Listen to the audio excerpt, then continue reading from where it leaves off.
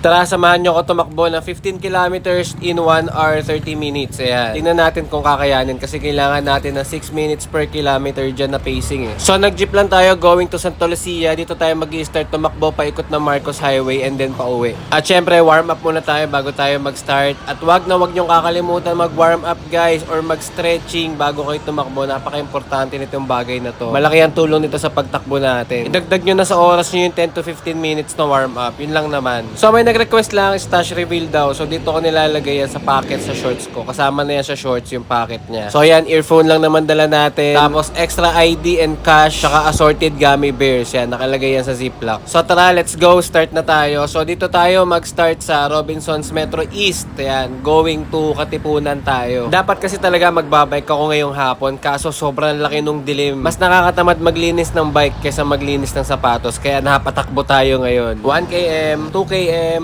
Tapos dito lang tayo sa part na to bumagal dahil medyo ahon to. Tas may mga kanal-kanal siya eh. Kailangan mo iwasan kasi ang sakit sa tuhod. Medyo malalim siya. Tapos medyo nakaramdam pa tayo ng jingle kaya napa-jingle dito tayo sa Gedli. Tabi-tabi po, no, may kiihilang po. Dito na rin pala tayo nag-U-turn sa may footbridge kasi ayoko na sagarin yung ahon pa Katipunan. OA naman, di naman natin kailangan umahon eh. Meron kasi tayo maintain na pace kaya kailangan flats lang tayo. 4 kilometer mark, dito na tayo nagtubig sa may Santolan Station. Quickie lang yan kaya sibat na rin agad tayo. 5 km, 7 km, 9 km. Felix Ave na tayo, Vista Verde, 12 kilometer mark. Nag 7-Eleven muna tayo para kumarga. 13 km na tayo, last 2 kilometers. Babanat na tayo dito dahil pinalinis ni Mayor Kit Nieto tong sidewalk. Mas maluwag na tumakbo. Let's go!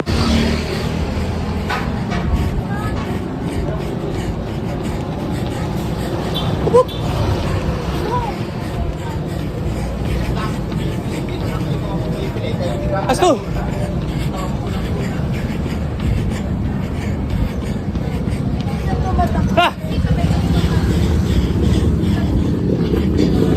So ito yung splits natin. Kung makikita nyo, binigay ko talaga sa last 2 kilometers. And ito naman yung map distance natin. Tangin lang, hirap talaga sub 1 hour 30 na 16 km. Tapos nagawa ko ngayon 15 km lang. Tapos may pa ako 1 hour 30 and 53 seconds. Kinapos pa ng 53 seconds. 15 km na nga lang. Hirap talaga malakbo.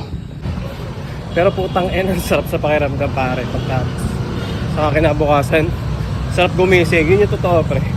Sa totoo lang.